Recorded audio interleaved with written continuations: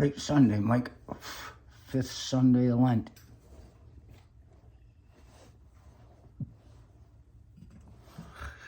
And here I see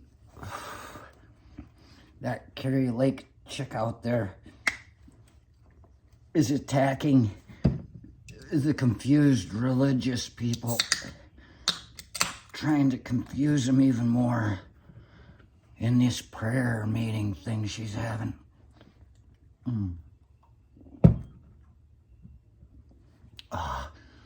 Saying she was praying and God came to her. God came to her.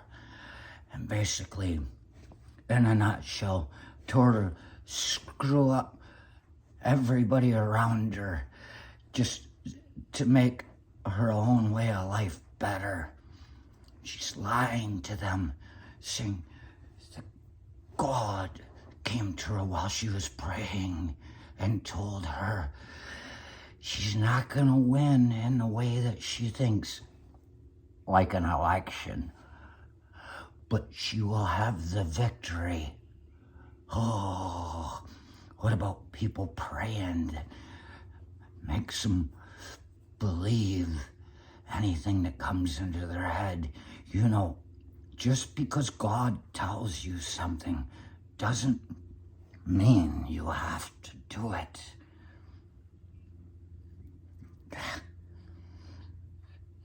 Everybody doing all these horrendous things to everybody around them and blaming God.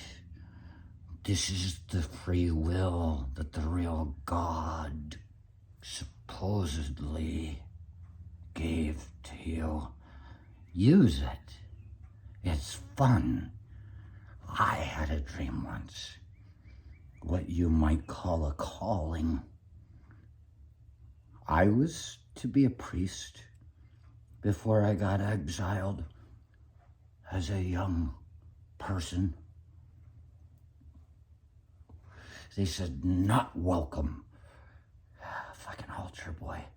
I knew what I was supposed to do with my life. And they said, not welcome. And I said, ooh, okay. That's when I was sitting in church with my dad, and I realized one day, after having been exiled, he still allowed us to come because my dad would give money, you know. I said, I may not be the chosen one. I was thinking, looking around at all the sheep.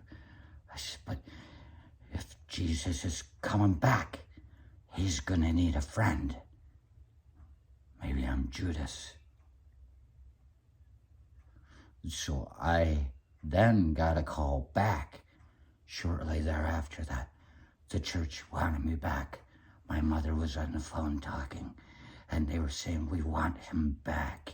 And my mother's looking at me, and I knew what was going on. And that was the first time I really ever thought, fuck you. I didn't think the words, but I felt it deep inside. And I just looked at her and I said, no. And she said, he's not coming back. And in about 1995, 1996, 26, coming on 27 years old,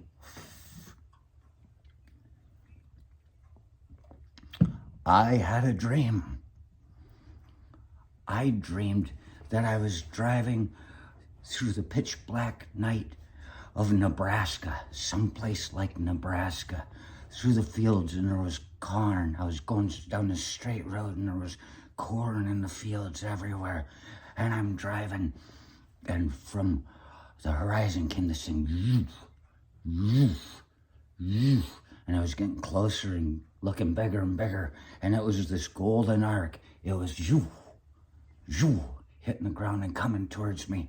And when it got close, I stopped the car. I said, and I got out, and it came and it stopped in front of me, and it was this golden glowing arc, giant, like that St. Louis one, but golden. and shimmering. And I fell to my knees and I started laughing and crying and all the emotions, hatred, love, everything was just flooding through me. And I was flooded with all the emotions of humanity all at once. And it was like, whoa. And I knew, I could feel it was saying to me, come back to me. And I was torn. And I thought, and I said, no, I'm not ready yet. And I went, and it shot back into the night. And that was it. It was pitch black. And then I woke up and I said, I'm not ready yet. So you see, we do have the ability to say no to God. If you're going to blame God for the things you do, remember, you had the ability to say no. And sometimes you have to realize, if there is such a thing as a God the way you want it, you also accept that there are demons and there is a devil, Lucifer, Satan, Satan, Satan. And you have to be careful because you already know these guys are all tricky. They all want your soul. Say no. Do what Nancy Reagan said to do. God is a drug. Just say no to drugs. Be careful of the God that comes to you in sheep's clothing. And be aware that in this physical realm, you are the one that suffers God's will.